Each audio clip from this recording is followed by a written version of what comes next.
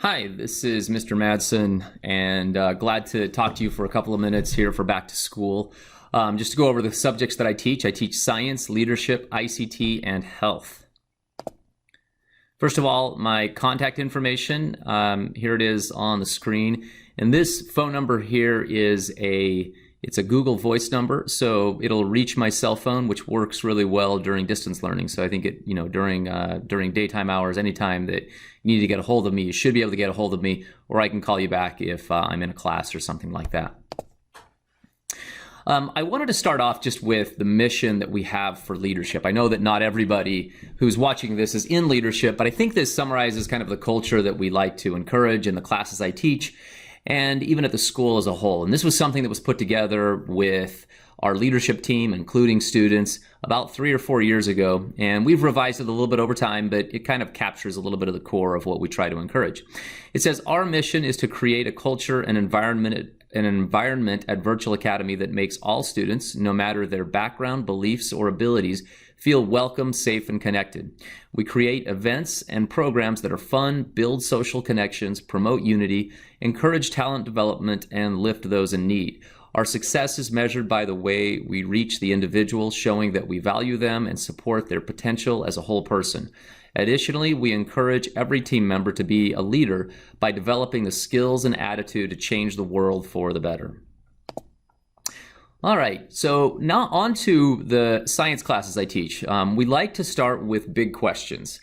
And these big questions are ones that we try to have ones that we don't have answers to, because that's really the point of science. The point of science is not to talk about things that we already know the answers to. Instead, it's to empower each of us, including, of course, our students, most importantly, with the tools and the methods to be able to answer questions that have never been answered about our world, about our environment, about our physical health, whatever that might be. So the big question that we're looking at, one of the big questions we're looking at this year is for Earth and space science. Here that is, do aliens exist? And I know when you hear that, you think, oh, okay, that sounds like something on a late night AM radio talk show or something like that.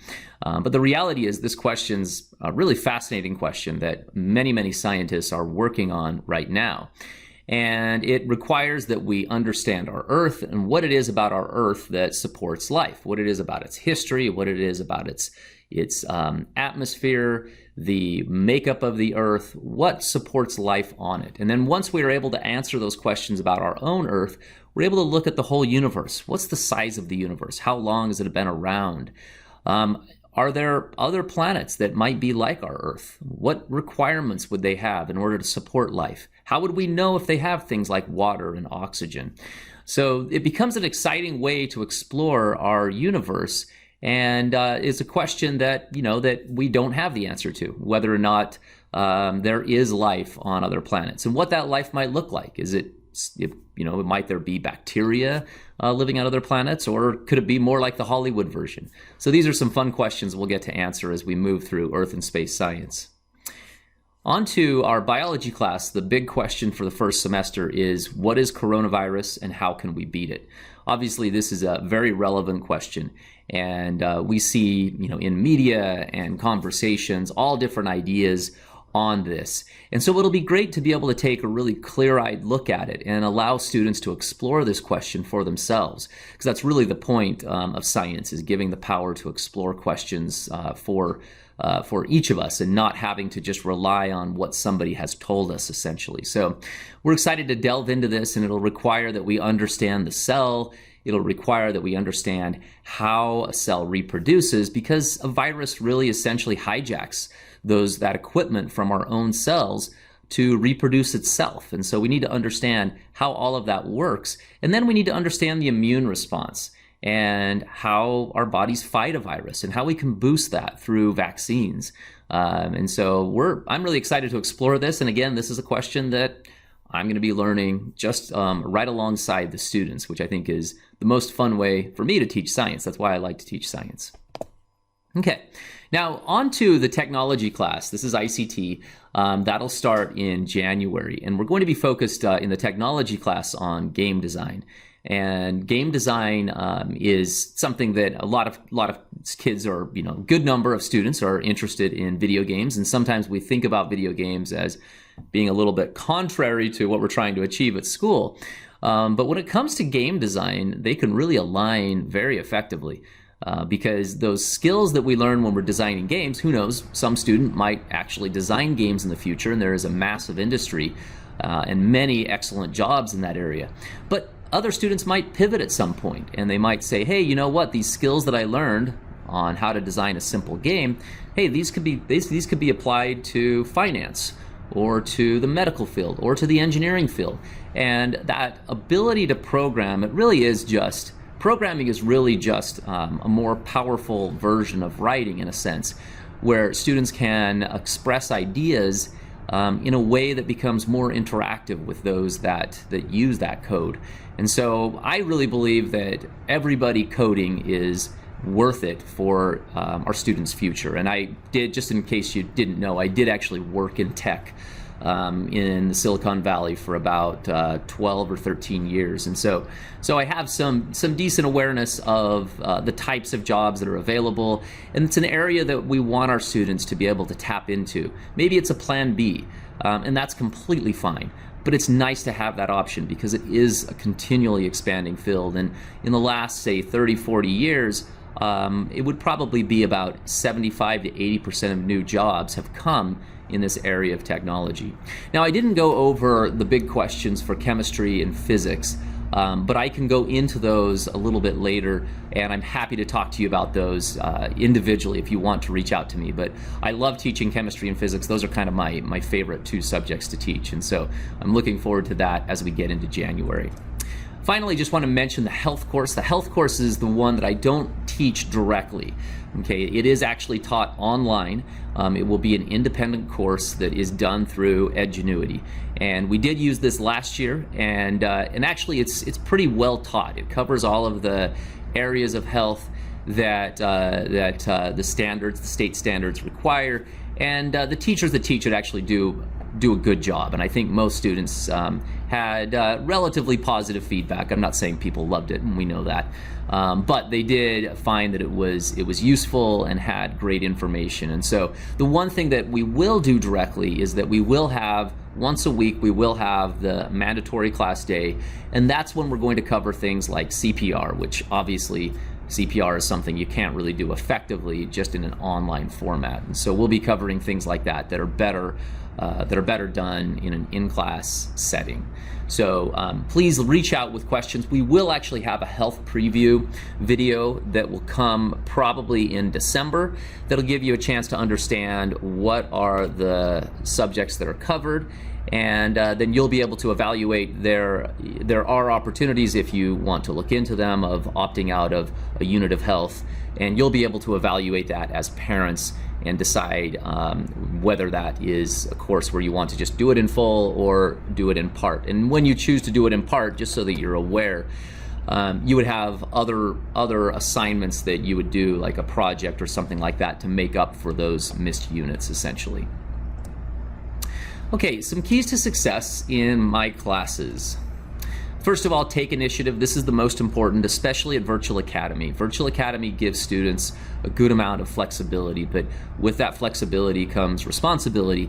And for sure, whenever you hit a barrier, please send an email, communicate, let us know what might be going on.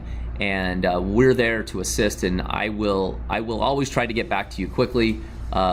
If by chance I don't get back within a day, please resend that, and I will get back to you as quickly as possible on any questions that you might have. In my classes, practice assignments versus labs, projects, and assessments is an important distinction that you want to understand. Practice assignments are really there to allow students to make mistakes, to learn the material. They're essentially that time when you're not being heavily evaluated. They're also not worth a large portion of the grade. Okay, they're worth, in most classes, around 20% of the grade, whereas labs, projects, and assessments are worth the remainder of the grade, 75 to 80% of the grade. Those are the opportunity to demonstrate the skills that you've learned. And so it's important to understand that there's these two different categories, and it is a weighted grade. The practice assignments are extremely important because they allow students to prepare. And then the time that we want to demonstrate and almost celebrate that, those skills that we've mastered, comes in those labs, projects, and assessments. So it's a really important, because some students I find almost don't figure that out until like the end of the semester. They're like, oh wait, these projects are worth more than the book reading. And so it's something that even though I explain it, some don't fully pick that up. So that's a good thing to recognize in my classes. Another thing is just organization. Organization is so critical when it comes to any class here at Virtual Academy, but especially some of the classes that I teach. One, for example, is biology. Biology, there's a lot of new terms that you learn, and I don't care who you take biology from, that's just a part of that class. You probably learn maybe 700 new terms in the semester. And so it's, or in the term, I should say. So it's really important to stay organized as you go through that information. And when you do, it can really be a fascinating exploration when you can look back and say, okay, remind me from my notes what this concept means. And when you've stayed organized, that story becomes very clear. And so what I encourage students to do is to have a 3-ring binder with a folder in it. And the 3-ring binder should have notes, and it should also have any labs and any assignments that are returned, labs, projects, and assignments. And so then students can quickly review that information without having to go back to videos or back to the book to do that just general review. It doesn't mean that you can't go back to the book when you want to delve deeper into a topic, but in general, all of that information should be in the students' notes. And another factor about that too is that when students are taking notes, they're organizing these thoughts in their mind. And our minds require that we chunk information or that we group it in order to effectively recall it. And that's what really notes tend to do. We can group things visually, we can group things in outline form, but by putting it on paper and taking the time to use that, to take those notes by hand, our brains become much more effective at framing and organizing that information. Related to that is flashcards. I have not found a more effective method than flashcards for learning terminology and just mastering the knowledge required for our courses. And so even though I know there's always like online versions and all of these different things, I have really found, and even somebody coming more from a technology background, I have found that handwritten flashcards are the absolute best. I recommend that students make, say, 30 to 40 flashcards for every unit that we study. And then they keep those flashcards in a little plastic container. You can get those containers at the dollar store. Just one of those little plastic containers, you put them in there, and you can always flip back on those and review. And a lot of times you can review the entire chapter just by looking at your flashcards. And I find, personally, when I've used flashcards, I find the more challenging the question is that you can come up with, that really helps, because it helps you think like the teacher might be thinking when it comes to a quiz or a test or something like that. So those are just some tips on some effective methods. A couple of other things, dare to fail. I think this is really important in my classes. I will often have kind of engineering challenges where there's not a specific way to achieve the goal. It's very open-ended and it allows students to explore different approaches that they might just try to see if they work, okay? Now, this kind of makes students a little bit uncomfortable sometimes at first. Some it does, some are just fine with it. But they're usually or oftentimes asking, well, how do you do it? What's the instructions? What am I supposed to do next? And some of these, it's like, for example, when we're building rockets in Earth and space science, it's open-ended. It's how you decide to do it. And if it doesn't work so well, that's okay. And that's an important part of my class, is being willing to try something, even if it may not work. And I can promise, especially as it comes to these engineering projects, hey, if I've seen amazing effort, or if I've seen great effort, and if it doesn't work at all, you're still going to do fine. Okay, and that's an important thing to realize. I do reward people who take chances and put in a great amount of effort, even if the outcome isn't perfect.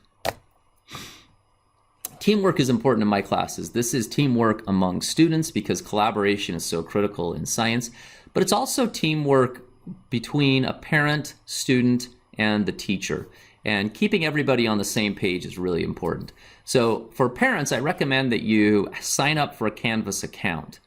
And I can provide some instructions on how to do this. I know Mrs. Redkey sent out some instructions recently. I can provide some instructions, and if you're having any difficulty, just call me. I can actually set up that. I can help you set that up. You'll just go to Canvas, sign up for an account, and then I'll just link you with your student. And then this allows you to give that support to your student to know, hey, what does the workload look like this week? And how can we help our student to be able to complete these things prior to the fun things that we have planned or the fun things that student wants to do. But that schedule management is something that students usually have not mastered. Even some of us adults haven't mastered that, including myself at times for sure. And so giving some support and coaching on that can be really helpful, both from our teachers and from our parents. And then finally, timing is really important. I have a late penalty or a late policy in my class that's really not very severe, to be frank. Essentially, if somebody turns in an assignment within a week of its due date, they can still get up to 90%. So it's a 10% deduction for any late work. Okay, so even though that penalty is not very severe, it doesn't mean that the damage that can be done by completing things late can be substantial when it comes to learning. Because if a student is working on the assignment from 3 days ago, when we are on an assignment that is 2 days later, that has some other prerequisites to understand it, then there becomes this disconnect essentially that happens, where the student is not sure what we're talking about in class, and it kind of starts this cycle that can be very detrimental and be very frustrating for students. So as much as possible, we want our students to turn things in on time, and that's something we really, really emphasize because the flow of the class kind of requires it. That doesn't mean that there might not be a day that a student has to use that late policy and take that 10% deduction to turn something in a little bit late, and that's okay. I expect that, frankly. But as quickly as possible to get on schedule becomes really, really valuable to that student. So something I strongly encourage. That concludes the presentation, and I know I didn't cover everything at all, but hopefully you'll reach out with questions that you have, and hopefully this is just the beginning of a conversation that will go throughout the semester about how our students can succeed in the learning goals that we have, but most importantly, how they can use this class and other classes to prepare for the passions that they might pursue in the future, the careers that they might work toward, and the opportunities that they might seize. Thank you so much, and I hope you have a great day.